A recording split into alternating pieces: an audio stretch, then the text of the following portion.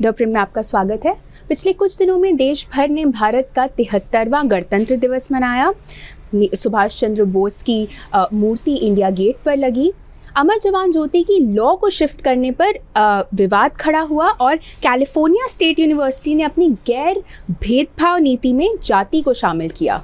देश और दुनिया से जुड़े ऐसे ही कुछ मुद्दों पर सवालों और जवाबों का सिलसिला एक बार फिर शुरू करते हैं। हेडलाइंस के पीछे शेखर के साथ मैं अपूर्वा मंधानी और मेरे साथ है हमारे editor in chief Shekhar Gupta. स्वागत है आपका शेखर। धन्यवाद अपूर्वा, वेलकम बैक। आपका स्वागत है वापस। आप थोड़ी बीमार थी। हाँ जी, हाँ जी। बिल्कुल, अब तो बिल्कुल ठीक ठाक लग रही है। हाँ, एकदम स्वस्थ होके आई हूँ अब। चलिए अब हमारे पास काफ़ी सवाल आए पिछले कुछ दिनों में। पहला सवाल जो मैं आज ले रही हूँ वो है सोहम रॉय का, जो कि हमारे मेंबर है। सोहम पूछ रहे हैं, क्या आपको लगता है कि कांग्रेस पंजाब इलेक्शन जीतने की स्थिति में है? उन्होंने कहा है कि उनके हिसाब से आम आदमी पार्टी अगर पंजाब चुनाव जीत जाती है तो वो कांग्रेस के लिए एक तरह से कैटास्ट्रॉफिक हो सकता है, क्योंकि फिर आम आदमी पार्टी खुद को प्रमुख विपक्ष की तरह पेश करेगी। देखिए, अगर आम आदमी पार्टी पंजाब जीत जाती है तो देश की राजनीति में, राष्ट्रीय राजनीति में बहुत बड़ी बात होगी, क्योंकि वो पहला राज्य होगी, असली राज्य जिसको वो जीत पाएगी अगर वो जीती तो। हालांकि ये तो गोवा भी है, गोवा भी असली राज्य है, दिल्ली असली राज्य नहीं है, दिल्ली तो आधा राज्य भी नहीं है, तो एक बड़ी बात होगी। दूसरी बात कि एक दिल्ली में जो हमने देखा एक फिनोमिनन कि जो कांग्रेस का वोट था, जो एंटी बीजेपी वोट था, वो आम आदमी पार्टी को शिफ्ट हो गया। ये हम बहुत राज्यों में देख रहे हैं कि जब कोई और ऐसा ऑल्टरनेटिव आता है, विकल्प आता है, तो कांग्रेस का जो वोटर है, जो एंटी बीजेपी वोटर है, कहीं और शिफ्ट हो जाता है।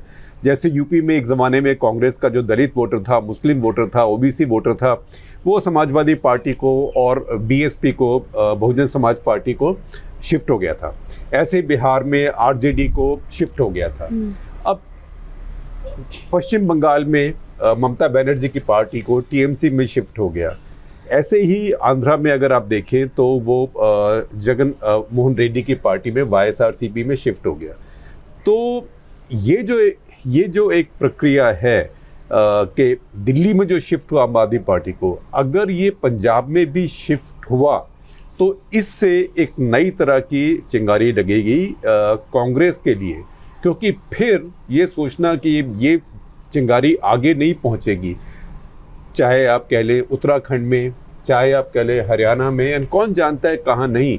और इसमें अगर कोई बहुत ही ज़्यादा ड्रामेटिक बात हो गई कि जैसे मान लीजिए कि आम आदमी पार्टी, मान लीजिए उदाहरण के लिए कि पंजाब भी जीत जाए, गोवा भी जीत जाए, तो आम आदमी पार्टी के देश में कांग्रेस पार्टी से ज़्यादा मुख्यमंत्री हो जाएंगे, क्योंकि कांग्रेस पार्टी के फिर राजस्थान में और छत्तीसगढ़ में बचेंगे। तो ये कांग्रेस पार्टी के लिए बहुत बड़ी चुनौती है, लेकिन आम आदमी पार्टी के लिए भी बहुत बड़ी चुनौती है, बहुत बड़ा मौका भी है, क्योंकि उनके पास हारने के लिए इतना कुछ नहीं है, क्योंकि उनकी सीटें तो आएंगी ही आएंगी। पिछली बार भी उनकी पंजाब में आई थी, इस बार भी आएंगी। सिर्फ ये है कि पिछली बार वो नज़दीक आके रह गए थे, इस बार वो लाइन को पार कर पाते हैं कि नहीं। इस बार उनका मौका बेहतर है, क्योंकि इस बार पंजाब का वोट बहुत बटा हुआ है, क्योंकि अकाली दल एक तरफ है और बीजेपी और अमरिंदर सिंह एक और तरफ है। नम्र पटेल पूछ रहे हैं कि आपके हिसाब से योगी आदित्यनाथ अयोध्या से चुनाव क्यों नहीं लड़ रहे हैं? क्या बीजेपी हाईकमांड को ये डर है कि यूपी सीएम राम मंदिर की लेगेसी को अपने नाम कर लेंगे? देखिए, ऐसी बातें तो फिर अटकल की दुनिया में जाना पड़ता है, और अटकल में लगाना नहीं चाहता, क्योंकि वो हमारे को इतना, हमारे अंदर टैलेंट भी नहीं है कि अटकल लगा पाएँ। और दूसरी बात यह है कि किसी के दिमाग में क्या है, कौन क्या जानता है, तो उसको छोड़ के हम सिर्फ ये देखें तथ्य अभी क्या है। तथ्य अभी यही है कि वो गोरखपुर से चुनाव लड़ रहे हैं, और कई बार नेता ये भी सोचता है कि मैं बिल्कुल आसान जगह से चुनाव लड़ूं जहाँ से मैं जीत ही जाऊँगा, क्योंकि मुझे सारे में कैंपेन करना है, तो मुझे अपने क्षेत्र में इतना जोर नहीं लगाना पड़ेगा। तो लेकिन इस मामले में कोई ज़्यादा जानता नहीं है।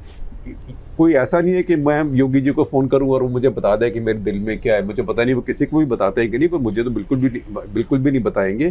तो इसको बात को हम यही छोड़ देते हैं, अटकलों में नहीं जाते हैं। इनका यूज़र नेम है भालू चेले। ये पूछ रहे हैं रिपब्लिक डे पे फुल मिलिट्री परेड की क्या ज़रूरत है? उनके हिसाब से उन्होंने किसी और लोकतांत्रिक देश के बारे में उन्हें नहीं पता जो जहां ऐसा होता है। क्या इस अनावश्यक ताकत के प्रदर्शन को रोकने का समय नहीं आ गया है? देखिए, इस बात पे बहुत डिबेट हो चुकी है। अब बहुत देशों में जो प्रजातंत्र हैं वहाँ भी ऐसी परेड्स होती हैं, जैसे फ्रांस में परेड होती है ऐसी, उनकी बेस्टिल डे के ऊपर होती है, और कई देशों में ऐसी परेड्स होती हैं लोकतांत्रिक देशों में। तो ये 26 जनवरी 1950 इसके कई सिंबॉलिक मायने भी हैं। तो उसका एक बड़ा मायना ये है कि 26 जनवरी को भारत जब पहली बार अपने गणतंत्र बना और रिपब्लिक बना, तो रिपब्लिक बनने से जो भारत के एक बिल्कुल जिसको कहते हैं एक जोड़ लगा हुआ था ब्रिटिश साम्राज्य के साथ, वो ख़त्म हो गया। तो हालांकि भारत कॉमनवेल्थ में रहा उसके बाद, लेकिन भारत ऐसे कॉमनवेल्थ के देशों की तरह नहीं है जिनकी पोस्टेज स्टैम्प्स के ऊपर अभी भी रानी की तस्वीर ऊपर छपती थी। तो भारत बिल्कुल एक अलग देश बन गया, अपने आप में गणतंत्र बन गया। उस समय अगर आप देखें भारत की सेनाएं, तो भारत की सेनाएं, भारत की आर्मी के साथ तो रॉयल नहीं लिखा हुआ था, लेकिन भारत की नेवी या नौसेना और वायुसेना के साथ रॉयल लिखा हुआ था। तो उन दोनों के साथ रॉयल हटा दिया गया। उस दिन से वो भारत की हो गई, भारतीय गणतंत्र की हो गई। तो इसका भी एक महत्व है। लेकिन दूसरी बात यह है कि ये एक तरह से नेशन बिल्डिंग जिसे कहते हैं, राष्ट्र निर्माण, उसमें एक उसकी प्रक्रिया में है। लेकिन उसमें कुछ बातें हैं, जैसे कि ये झांकियाँ आती हैं। अब ये झांकियाँ सरकारें बनाती है राज्यों की, ये कोई बुरा नहीं मानिएगा, पर ये बिल्कुल समय की भी बर्बादी है, पैसे की भी बर्बादी है, और इसकी जो क्वालिटी होती है वो बड़ी बर्बाद होती है। बिल्कुल जैसे हमारे राज्यों के जो पब्लिक रिलेशंस डिपार्टमेंट कहीं से ठेके पे देके लोएस्ट टेंडर को लेके और खट कुछ ऐसे करके हम अपनी जो संस्कृति है उसका भी एक तरह से मजाक उड़ाते हैं, उसको ट्रिवियलाइज करते हैं। तो ये बहुत पुरानी बात है। अब वर्चुअल रियलिटी की दुनिया आ गई, उसमें ये सब करने की ज़रूरत नहीं है। सुआसितक रथ पूछ रहे हैं, वो पहले तो बोल रहे हैं शेखर जी अपूर्वा नमस्ते, आपको भी नमस्ते। वो बोल रहे हैं कि मेरा सवाल है कि क्या इंडियन आर्मी के और ब्रिटिश इंडियन आर्मी के जवानों को सेम दर्जा मिलना चाहिए। वो बोल रहे हैं कि इंडियन आर्मी के जवान भारतीय गणराज्य की इंटरेस्ट को प्रोटेक्ट कर रहे हैं और वो ज़्यादा प्रोफेशनल हैं, जबकि ब्रिटिश इंडियन आर्मी के जवान ब्रिटिश इंटरेस्ट को प्रोटेक्ट कर रहे थे और बहुत सारे अनप्रोफेशनल एक्टिविटीज़ कर रहे थे। देखिए, ये बहुत सारी अनप्रोफेशनल एक्टिविटीज़ तो मैं अभी नहीं कह पाऊंगा। वो तो ये जो भारत की सेनाएं हैं और भारत के सैनिक हैं, ये हमेशा से बहुत एक तो डिसिप्लिन रहे, अनुशासित रहे, और दूसरा कुछ बिल्कुल ऑर्डर मानने वाले हैं, जिसको कई बार डोसाइल भी कहते हैं, जो आर्मी के लैंग्वेज में, फौज की ये डोसाइल ऐसे नहीं कि डरपोक, डोसाइल का मतलब है कि अपने अफसर के आगे कभी बोलते नहीं है, अथॉरिटी मानते हैं। तो ये कहना गलत होगा कि अनुशासित, अगर अभी कुछ होता है थोड़ा बहुत, कभी वो अपवाद है, एक्सेप्शन है, इतना ही पहले भी होता होगा। लेकिन ये ज़रूर है कि उस समय ब्रिटिश साम्राज्य था। अब ब्रिटिश साम्राज्य था तो भारत वही था, ब्रिटिश साम्राज्य था। उस समय आप देखें दुनिया के कितने देश एक इकट्ठे होके आए, दो थे, एक एक्सिस पावर्स थी, एक एलाइड पावर्स थी। अब आप कहें कौन अच्छा था, कौन बुरा था, हिटलर बुरा था, चर्चिल बुरा था, ये सब डिबेट की बातें हैं। सच्चाई ये है कि कौन जीता, जो जीता वो एलाइड पावर थी। तो ये अच्छा है कि भारत उस समय, भारत के सैनिक एलाइड पावर्स के साथ थे। अगर भारत इटली की तरह होता या भारत उस समय जापान की तरह होता तो भारत की और मुसीबतें होती। तो उस समय जो भारत के बहुत जनता है, उनमें सोल्जरिंग जो है, फौज की नौकरी, ये एक पुराना ट्रेडिशन है। अब आप देखिए कि भारत में बड़ी बड़ी फौजें रेज़ की गई, चाहे वो विक्रमादित्य की फ़ौज थी, चाहे वो चंद्रगुप्त की फ़ौज थी, चाहे वो सम्राट अशोक की फ़ौज थी, वो तो क्राइस्ट से पहले की बात है, या चाहे वो अकबर की फ़ौज थी, या खिलजी की फ़ौज थी, या ईस्ट इंडिया कंपनी की भी फ़ौज थी, या अंग्रेज़ों की थी। उसमें जो सोल्जर्स हैं, जो फ़ौजी हैं, वो भारत से भर्ती किए गए। तो भारत में बहुत लोग हैं जिनका प्रोफेशन जो है, जो प्रोफेशनली पेशेवर सैनिक हैं। पेशेवर सैनिक का मतलब ये नहीं कि वो भाड़े के सैनिक हैं, मर्सिनरी जिसको कहते हैं वो हैं। मर्सिनरी एक अलग चीज़ होती है, लेकिन ये पेशेवर सैनिक है। अभी भी जो हमारी फ़ौज है वो प्रोफेशनल आर्मी है, पेशेवर आर्मी है और वॉलंटरी आर्मी है। हमारे यहाँ जिसकी मर्ज़ी होती है वही फ़ौज में जाता है। बल्कि वो बात और है कि जहाँ 10 भर्ती खाली हों वहाँ पे 10,000 लोग जाते हैं, लेकिन यहाँ हमारे ज़बरदस्ती नहीं करते। ज़बरदस्ती कौन करते हैं? जिसे कॉन्स्क्रिप्शन कहते हैं। जैसे चाइना में पहले होता था, कम्युनिस्ट देशों में पहले होता था, और या कंपलसरी आर्मी सर्विस जैसे कि अमेरिका में होता था वियतनाम वॉर तक, इजराइल में होता रहा है। तो भारत में ऐसा नहीं है। भारत में लोग अपनी मर्जी से सेना में जाते हैं, जिसको प्रोफेशन ऑफ द आर्म्स कहते हैं। उसकी बहुत इज्जत है भारत में। तो लोग अपनी रेजिमेंट के लिए, झंडे के लिए, अपने प्रोफेशन के लिए, कि मेरी 5 पुश्तें लड़ती आई हैं, तो ये बहुत बड़ी बात है भारत में। इसमें हमें ये नहीं कहना चाहिए कि 47 से पहले वाले सारे अंग्रेज़ों के गुलाम थे और 47 के बाद वाले सब देशभक्त हैं। अगला सवाल है अभिषेक आनंद का, जो पूछ रहे हैं यूपी बिहार में जो स्टूडेंट प्रोटेस्ट चल रहे हैं उस पर आपके क्या विचार हैं और इसका यूपी चुनावों पे किस तरह का असर होगा? देखिए, चुनावों पे कैसा असर होगा ये तो अभी कहना मुश्किल है, क्योंकि उसकी तो सबसे बड़ी बात यही है कि चुनाव जब होता है तो लोग क्या सोच के वोट देने जाते हैं। लोग धर्म और जाति, या धर्म या जाति, नेशनलिज्म, पाकिस्तान, चीन, क्या सोच के वोट करने जाते हैं। उस दिन उनके दिमाग में क्या होता है उस पर निर्भर करता है। तो भी कहना मुश्किल है, लेकिन ये देखना आसान है कि ये जो इतना प्रोटेस्ट आ रहे हैं और इतना गुस्सा आ रहा है, कहाँ से आ रहा है? ये गुस्सा आ रहा है क्योंकि लोग बहुत परेशान हो गए हैं। नौजवान लोग, नौकरियां ही नहीं हैं। अब आप देखिए, रेलवे ने इतनी नौकरियां निकाली हैं, करीब 7 लाख नौकरियां निकाली हैं। उसके लिए जो एप्लीकेशन आई हैं, एक नौकरी के लिए 354 एप्लीकेशंस हैं। अब 354 का मतलब है कि जब ये नौकरी किसी एक आदमी को मिलेगी या एक महिला को मिलेगी तो 353 को नहीं मिलेगी। तो ये सब गुस्सा है, लोग खाली बैठे हैं। अब जाइए हमारे छोटे शहरों में, गांव में, ख़ास करके जो हिंदी हार्टलैंड है वहाँ पे जाइए, यूपी में, बिहार में, काफ़ी हद तक राजस्थान में, मध्य प्रदेश में बहुत हद तक आप देखेंगे नौजवान खाली बैठे हैं सारा दिन। कोई ताश खेल रहा है, बीड़ी सिगरेट पी रहे हैं, मोटरसाइकिल लेके खड़े हुए हैं, गपशप कर रहे हैं, चाय के बाद चाय जिसकी जेब में है वो हो रहा है। तो ये जो खाली बैठे हैं, खाली दिमाग शैतान का घर, और खाली लोगों को फ्रस्ट्रेशन अब है कि इतने दिन हो गए, हमें इतने वायदे किए गए और कुछ मिल नहीं रहा है। अब ये सोच के वोट देने जाएंगे तो उसका चुनाव पे असर हो सकता है। पर देखते हैं, क्योंकि जिन लोगों को वोट मांगने हैं उनको भी कुछ कहना आता है। अगला सवाल है ऋषभ भट्ट का, जो पूछ रहे हैं कि यूक्रेन की सीमा पर रूसी सैनिकों की तैनाती पर आपके क्या विचार हैं? पुतिन आखिर क्या चाहते हैं और क्या वो ग्रेट यूएसएसआर को रिस्टोर करने के लक्ष्य को वो हासिल कर सकते हैं? देखिए, ये जो जर्मनी के जो नौसेना अध्यक्ष दिल्ली आए थे, उन्होंने एक भाषण और एक सेमिनार में बोला था, institute of defence studies and analysis की, रक्षा अनुसंधान जो हमारा इंस्टीट्यूट है। तो उन्होंने कहा था, उनको बाद में बल्कि नौकरी से इस्तीफा देना पड़ गया, क्योंकि जो उन्होंने कहा उससे बहुत ज़्यादा विवाद हो गया। तो ये एडमिरल शॉनबैक थे, वाइस एडमिरल शॉनबैक। उन्होंने ये कहा कि पुतिन क्या चाहता है। पुतिन ये चाहता है, भाई मुझे इज्जत दो, मैं भी सुपर पावर हूँ, कम से कम मैं सुपर पावर था। अब ये कहना कि मैं बिल्कुल दुनिया में मैटर ही नहीं करता, एक चीन मैटर करता है, एक अमेरिका मैटर करता है, ये गलत है। या एक यूरोप मैटर करता है क्योंकि यूरोप अमेरिका के साथ है। तो मैं भी हूँ, मेरी भी शक्ति है, मुझे इज्जत दो, मेरे से बात करो, मेरा ओहदा समझो और उसको आप एक्नॉलेज करो।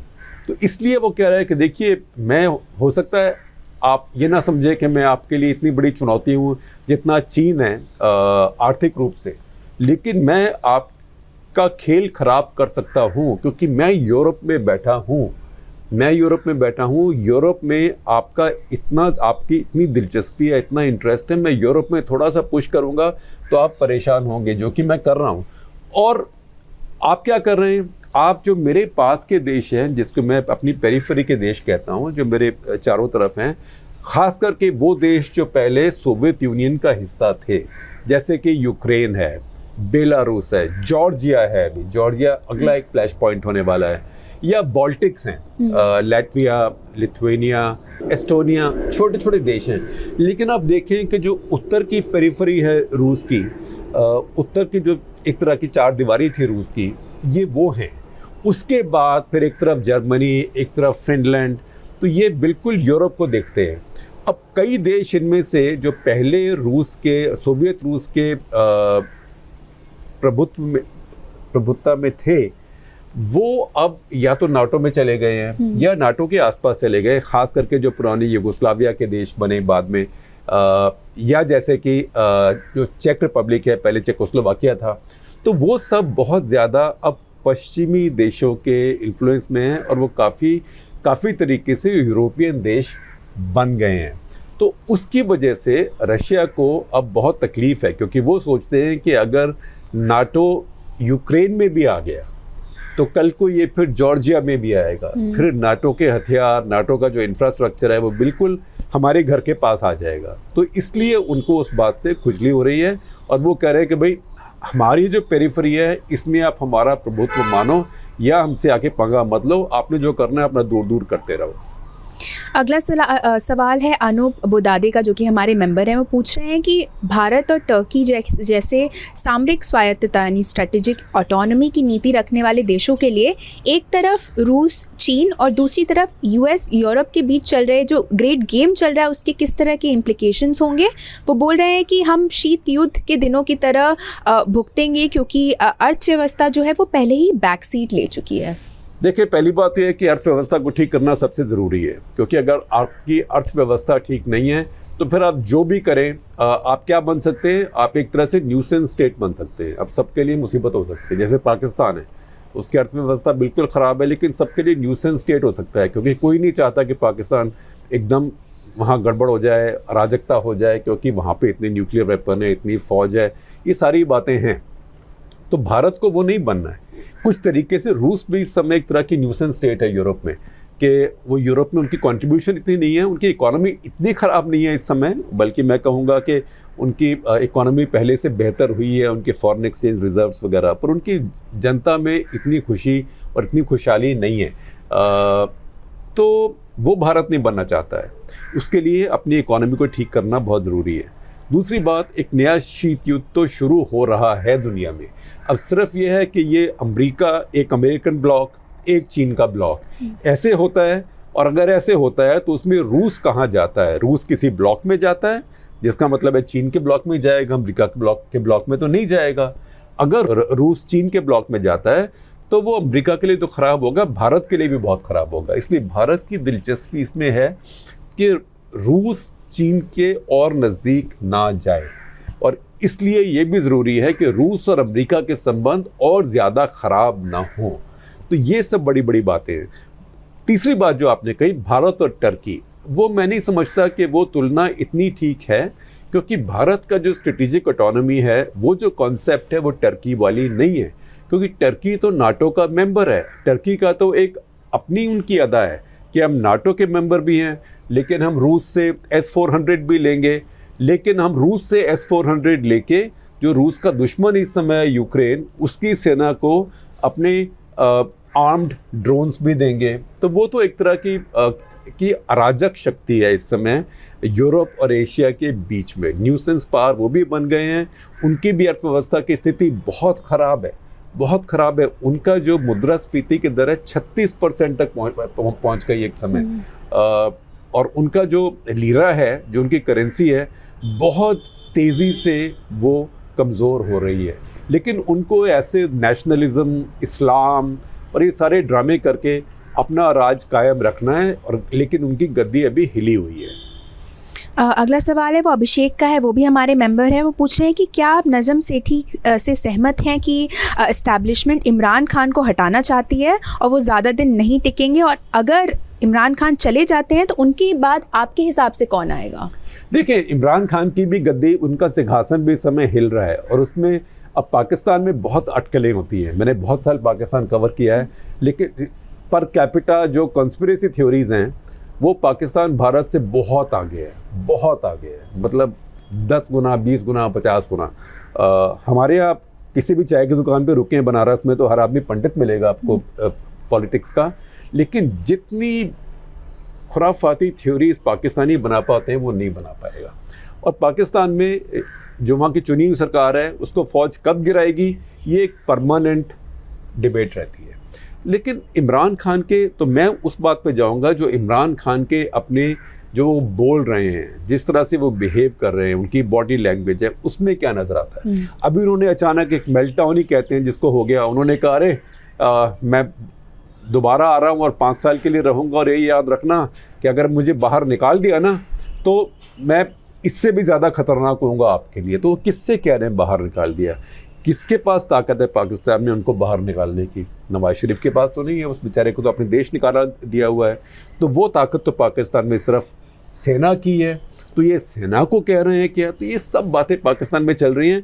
लेकिन अभी ये लगता है कि उनका सिंहासन हिल रहा है और उसके पीछे भी उनकी अर्थव्यवस्था है, क्योंकि उनको बड़ी ही अब बहुत ही मुश्किल कंडीशनैलिटीज़ लगाई हैं IMF ने अपने लोन के लिए। आप देखें कि पाकिस्तान ने लेट 50s के बाद से करीब अभी तक 56 बार 57 बार कुछ ऐसे, ये हुसैन हक्कानी ने लिखा था, IMF से लोन लिया है। पिछले 30 साल में पाकिस्तान ने 13 बार IMF से लोन लिया है। तो ये उस देश की स्थिति अर्थव्यवस्था की अभी ठीक नहीं है, मुद्रास्फीति बहुत ज़्यादा है। और अगर IMF की जो बातें हैं वो मानेंगे और टैक्स वगैरह और लगाएंगे, इंटरेस्ट रेट्स अपने बढ़ने देंगे, अपने रुपए को और कमज़ोर होने देंगे, तो उसके राजनीतिक फॉल आउट भी होंगे। इसलिए इमरान खान की हालत अभी पतली है। ईमान मुखर्जी पूछ रहे हैं कि कुछ पुरस्कार विजेताओं द्वारा पद्म पुरस्कार से इनकार करने के बाद हुई झड़प पर आपके क्या विचार हैं? इसमें मुझे एक बात समझ नहीं आई। मुझे ये पता है कि पद्म पुरस्कार जब दिए जाते हैं, पद्म अवार्ड जब दिए जाते हैं, तो होम सेक्रेटरी सारे जो लिस्टेड होते हैं अवार्ड विनर्स, उनको फ़ोन करके पूछते हैं कि आपको ये अवार्ड मिल रहा है, आप इसको मंजूर करेंगे कि नहीं। क्योंकि पहले ही हुआ था कई बार कि कुछ लोगों ने ऐसे ही मना कर दिया, तो फिर कहा कि अरे भाई, देश आपको इतना बड़ा ऑनर दे रहा है, इसमें किसी को पैसा नहीं मिल रहा है, इसमें किसी को कोई सुविधा नहीं मिल रही है, ये सिर्फ आपका एक आदर सम्मान है। उसको अगर आप मना कर रहे हैं तो वो राष्ट्रपति का भी एक तरह से असम्मान है। तो अच्छी बात यह है कि पहले पूछ लिया जाए, तो हमेशा पूछ लिया जाता था। अब मुझे ये नहीं समझ आया कि इस बार लोगों से पूछा क्यों नहीं गया। हालांकि सबके कारण और है। जो बुद्धदेव भट्टाचार्य का है वो तो समझने की बात है कि जो वामपंथी पार्टियां हैं उनके नेता ये अवार्ड नहीं लेते। लेकिन जैसे जो संध्या जी हैं, जो बंगाली बड़ी मशहूर गायिका थी, बिल्कुल लता मंगेशकर के साथ की हैं, करीब उस उम्र की भी हैं। लता मंगेशकर 92 साल की हैं शायद, ये 90 साल की है। तो उनको ये लगा कि अरे इतनी देर से मुझे कुछ दे रहे हो और वो भी सिर्फ पद्मश्री दे रही हो, तो किसी को और सोचना चाहिए था, क्योंकि उनका होता बहुत ऊंचा। कई बार लगता है कि दिल्ली में लोग ये समझते नहीं हैं कि हमारे क्षेत्रीय भाषा में जो गाने वाले हैं, बोलने वाले हैं, जो आर्टिस्ट हैं, उनका वहाँ दर्जा क्या है। अब जैसे ये तो सुचित्रा सेन की बंगाली फिल्मों में आवाज़ थी, तो हर किसी के कारण अलग हैं, लेकिन हर किसी को मुझे ताजुब है कि उनको फ़ोन करके पूछा नहीं गया। आकिफ फराज पूछ रहे हैं कि शेयर मार्केट में सुधार कब तक आएगा? क्या फ़िलहाल मार्केट अंतर्राष्ट्रीय न्यूज़ की वजह से ही गिर रहा है, और अगर शेयर मार्केट क्रैश कर जाता है तो इसका देश पर किस तरह का असर पड़ेगा? देखिए, शेयर मार्केट कभी ऊपर जाते हैं, कभी नीचे जाते हैं। ये मैं कोई शेयर मार्केट में एक्सपर्ट नहीं हूँ, मैं कोई शेयर मार्केट में इन्वेस्टर नहीं हूँ, ना मुझे उसकी अकल है, क्योंकि उसकी अकल जिन लोगों को होती है वो और तरह के लोग होते हैं, उतना ग्रे मैटर हमारे पास नहीं है। लेकिन अब दुनिया भर के जो शेयर मार्केट हैं वो आपस में जुड़े हुए हैं, क्योंकि दुनिया भर की अर्थव्यवस्थाएं आपस में जुड़ी हुई हैं। अभी एक जगह कहीं आग लगती है तो उसका धुआं हर जगह पहुंचता है। तो आप देखें, चाइना स्लो डाउन कर रहा है, तो आप बोले ठीक है, चाइना स्लो डाउन कर रहा है, चाइना हमें बहुत परेशान कर रहा है, होने दो स्लो डाउन। लेकिन चाइना स्लो डाउन होगा तो हो सकता है कि आपके शेयर प्राइस पे घटने शुरू हो जाए। अब जो हो रहा है जो शेयर प्राइस में, वो इसलिए हो रहा है ज़्यादा कि ख़ास करके यूरोप में, अमेरिका में, इन देशों में कुछ इन्फ्लेशन आना शुरू हो गया है, क्योंकि इन देशों ने बहुत पैसा रिलीज़ किया जब ये बीमारी, जब कोविड आया, कि हमारी अर्थव्यवस्था ठीक रहे। अब अमेरिका के पास तो रिजर्व करेंसी है, सिर्फ अमेरिका ही डॉलर छाप सकता है, तो वो डॉलर छापते हैं और लोग उनके बॉन्ड खरीदते हैं। तो उन्होंने अब सोचा है कि जो हमने ईजिंग की थी, जिसके पैसा मार्केट में डाले जाओ, उसको अब हम खींचना शुरू कर रहे हैं। जैसे पतंग उड़ाते हैं, कभी आप ढील देते हैं, कभी आप खींचते हैं। तो अमेरिका ने अब सिग्नल दिया है कि मार्च तक हम खींचना शुरू कर देंगे। और खींचने का एक हिस्सा ये भी होता है जब केंद्रीय बैंक करते हैं, जैसे हमारा RBI है, कि वो इंटरेस्ट रेट को बढ़ाना शुरू कर देते हैं, और उसका जो सिग्नल आता है वो आपके सरकार के बॉन्ड प्राइसेस पे आता है। जैसे भारत सरकार के बॉन्ड प्राइसेस हैं, आप देखेंगे पिछले कुछ महीने में करीब 1% तक बढ़, यानी कि 1% बेस पे, मतलब मान लीजिए कि अगर 5.5% थे तो अब 6.5%। उससे बहुत फ़र्क पड़ता है। तो जो सिग्नल है मार्केट को वो ये है कि पैसे के ऊपर ब्याज अब बढ़ेगा, पैसे के ऊपर ब्याज अब बढ़ेगा, तो कंपनियां जो उधार लेके अपना काम चलाती हैं या अपना व्यापार को बढ़ाती हैं, उद्यम बढ़ाती हैं अपना, उनकी कीमत बढ़ जाएगी। जिन लोगों ने पहले से उधार लिया हुआ है उनके ऊपर भी जो बोझा है ब्याज का वो बढ़ जाएगा। तो ये सब चीज़ें आपस में मिली होती हैं। जो अभी दुनिया भर में जो ये मंदी कुछ नज़र आ रही है वो ख़ास करके इसी बात से है कि सबको लगता है कि अमेरिका वगैरह में जो एडवांस्ड इकोनॉमीज़ है वहाँ पे अब ब्याज दरें बढ़ेंगी। तो बहुत से लोग ऐसे हैं जैसे विदेशी इंस्टीट्यूशनल इन्वेस्टर्स होते हैं, वो कहते हैं अरे यार मैं इंडिया के बॉन्ड्स में क्यों पैसा रखूँ, यहाँ पे तो मुझे एक्सचेंज का रिस्क है क्योंकि रुपया कल को कमज़ोर हो गया, मैं हार्ड करेंसी में ही अपना पैसा रखता हूँ ना, अमेरिका में मुझे 0.2% मिल रहा है, पूरी की पूरी सुरक्षा भी है। तो ये सब बातें आपस में मिली जुली होती हैं। अब किसी देश का मार्केट अलग नहीं है। सोहम चौधरी पूछ रहे हैं कि एनपीआर की पत्रकार लॉरेन फ्रेयर ने हाल ही में एलए के रेलवे लूट की तस्वीर पोस्ट की और कहा उन्हें ये भारत की तस्वीर लगी। अमेरिका तथा इंग्लैंड की मीडिया भारत को हमेशा एक ही नज़र से क्यों देखती है, वो पूछ रहे हैं। और वो ये भी पूछ रहे हैं कि नई दिल्ली में इनके दफ्तर में काम करने वाले पत्रकार भारत की उपलब्धियों पर कुछ क्यों नहीं लिखते या दिखाते हैं। देखिए ये वो कहते हैं ना, इश्क ने गालिब निकम्मा कर दिया वरना हम भी आदमी थे काम के। ऐसे ट्विटर ने बहुत पत्रकारों को निकम्मा कर दिया है। और ट्विटर देखा खुजली होती है हाथ में, कईयों को मैं पूछता हूँ अरे भाई कहना ही ज़रूरी है कि ना, क्या करूँ खुजली होती है। तो ये सारे पत्रकारों के लिए ट्विटर को देख के खुजली संभालना बहुत ज़रूरी है, लेकिन सब संभाल नहीं पाते। अब जब लिखा तब आपने नहीं सोचा कि इसका मतलब क्या हो जाएगा। अब ये भी बात है कि अमेरिका में आपको बहुत जगह दिखेंगी जो साफ़ हैं, लेकिन कुछ जगह ऐसी भी दिखेंगी जो बहुत बेकार हैं। भारत में बहुत जगह दिखेंगी जहाँ बहुत गंदगी है। सच्चाई है हमारे यहाँ बहुत गंदगी बहुत जगहों में है, क्योंकि हम बहुत क्राउडेड देश भी हैं, गरीब भी हैं। लेकिन भारत में बहुत जगह ऐसी भी है जहाँ बिल्कुल गंदगी नहीं है। तो किसी बात को जनरलाइज नहीं करना चाहिए, और पत्रकारों को तो जनरलाइज बिल्कुल ही नहीं करना चाहिए। मैं इसमें बस इतना ही कहूँगा। और दूसरी बात ये कि ट्विटर सोशल मीडिया, ख़ास करके अगर आप पेशेवर पत्रकार हैं, डॉक्टर हैं, वकील हैं, तो आप उसको अपनी खबर देने के लिए, इन्फॉर्मेशन आगे देने के लिए, अपने आइडियाज़ शेयर करने के लिए इस्तेमाल कीजिए। आप उसको जो चीप शॉट्स, चीप जोक्स हैं, ये हा हा हु करिए कि रीट्वीट हो जाएगा, कुछ हो जाएगा, उसके लिए इस्तेमाल मत करें, क्योंकि उससे आपको मिलता तो कुछ नहीं है, लेकिन उससे आपको नुकसान होने का मौका बहुत रहता है। जो आखिरी सवाल है आज का, इनका यूज़र नेम बस यूं ही है और ये पूछ रहे हैं कि विराट कोहली अपनी 71वीं सेंचुरी कब बनाएंगे, और उन्होंने हमें ये भी ट्वीट किया है कि इसका जवाब जब उन्हें मिलेगा तो वो द प्रिंट को सब्सक्राइब कर लेंगे। देखिए, मैं तो विराट कोहली का फ़ैन हूँ और भारत के क्रिकेट का भी फ़ैन हूँ, तो मैं तो चाहूँगा कि अगला मैच जो हो रहा है मेरे ख्याल वेस्ट इंडीज़ का होगा, उसी में बना लें।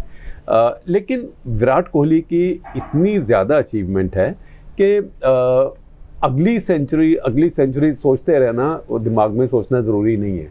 सुनील गावस्कर ने अपनी जो किताब लिखी थी सनी डेज, और उसके बाद बहुत इंटरव्यूज़ भी दिए थे, उन्होंने कहा था कि किसी ने कहा आपने इतने शतक कैसे बनाए। उन्होंने कहा एक बात मैंने सोची कि मैं स्कोर बोर्ड को देखता ही नहीं था, क्योंकि स्कोर बोर्ड को देखो फिर लगता है 80 हो गए, 82 हो गए, 87 हो गए, या धीरे कर लो। मैं ऐसे ही खेलता था जैसे मैं खेल रहा हूँ। अब ठीक है, इतना स्थित प्रज्ञ तो हर कोई नहीं हो सकता, लेकिन विराट कोहली अभी भी आप देखें, उनकी इंग्लैंड में बैटिंग देखें, उनकी साउथ अफ्रीका में बैटिंग देखें, उनकी बैटिंग अभी सेटल्ड लग रही है। काफ़ी अच्छा उन्होंने ओडीआईज में भी रन बनाए हैं, 50 कई बार पार किए हैं उन्होंने, टेस्ट में भी और ओडीआईज में भी। तो ये किसी भी समय हो जाएगा। लेकिन एक थ्योरी ये भी है, और हमारे यहाँ एक आर्टिकल छपा है राजेश तिवारी का, जो क्रिक बीसी के नाम से ट्वीट करते हैं, बड़े हंसी मजाक वाले ट्वीट करते हैं क्रिकेट के ऊपर, लेकिन बड़ी अच्छी एटीट्यूड है उनकी। तो उन्होंने कहा है कि विराट कोहली इस समय थोड़ा शरीर से और दिमाग से थके लग रहे हैं, और उनको चाहिए कि कुछ दिन का ब्रेक लें, और कुछ दिन का ब्रेक लें तो फिर से जो उनकी मोटिवेशन है उसको लेके वापस आए। क्योंकि अब ये बोर्ड के साथ झगड़ना, और जो हमारा बोर्ड है इस समय, ये बिल्कुल ऐसे ही हो गया है जैसे पुराने ज़माने में होता था कि प्लेयर क्या आप समझते हैं, ठोक ठाक के इनको फिट कर दो। तो ये बोर्ड पहले से अच्छा नहीं हुआ है। सुप्रीम कोर्ट ने 3 साल इसमें जो भी किया, इतने अच्छे एक्टिविस्ट लोगों ने इसमें जो भी किया, उसके बाद जो निकल के आया है ये बिल्कुल ही फालतू बीसीसीआई है। इस बीसीसीआई से वो बीसीसीआई अच्छे थे जिसको कि पहले बिजनेसमैन लोग चलाते थे, व्यापारी लोग चलाते थे, उनको कम से कम अपने आप बीसीसीआई से कुछ नहीं चाहिए था। और उनके, क्योंकि वो अपने आप क्रिकेटर नहीं रहे थे, उनकी लाइक्स और डिसलाइक, ये अच्छा है, ये ख़राब है, इसने मेरी इज्जत की थी, ये जूनियर था जब मैं कैप्टन था, इसने मेरे को सलाम किया था कि नहीं, उनको ऐसी समस्या नहीं है। तो लोगों में बहुत सेक्स अपील है हमारे यहाँ कि जी हर खेल को प्लेयर्स को चलाना चाहिए। मैं स्पोर्ट्स बहुत दिन से देखता हूँ, मैं स्पोर्ट्स कवर कर चुका हूँ, एक्टिवली कवर कर चुका हूँ। मेरी पहली नौकरी है स्पोर्ट्स कॉरेस्पॉन्डेंट थी, क्योंकि तब तो इमरजेंसी का टाइम था और नौकरियाँ थी नहीं। और मैं स्पोर्ट्स का फ़ैन भी हूँ। मुझे कहीं दुनिया में कोई ऐसा उदाहरण नहीं मिलता कि आपने खिलाड़ियों को कोई खेल संभाल दिया। अपवाद है, एक्सेप्शंस मिलेंगे एक दो इधर उधर, लेकिन खिलाड़ी, और ख़ास करके वो खिलाड़ी जो 10 साल 15 साल पहले खेल रहे हों, वो अगर आपके स्पोर्ट्स के इंचार्ज हों तो आपका सत्यानाश होता है।